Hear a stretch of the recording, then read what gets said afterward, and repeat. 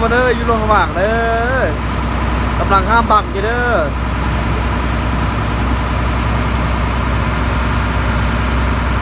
ข้ามบักข้ามลงคลองอยู่เด้อ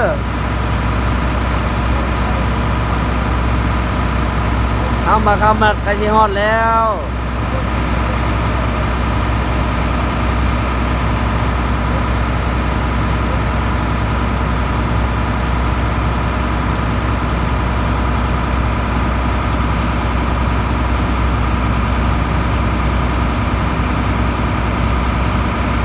ถ้าข้ามเด้อถ้าข้ามบักเด้อลงบักเด้อถ้าข้ามรถเด้อกำลังกินข้ามบักอยู่เด้อเดี๋ยวนี้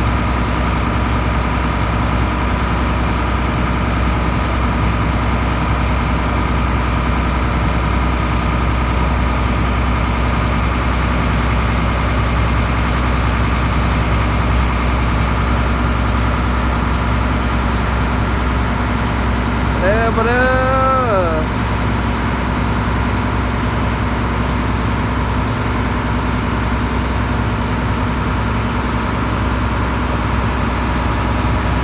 เดี๋ยวจะเอานำมาเบิ่งเด้อฮอดแล้วนี่ถ้าข้ามบักเด้อข้ามบักเจงแมน5ลงบักเด้อ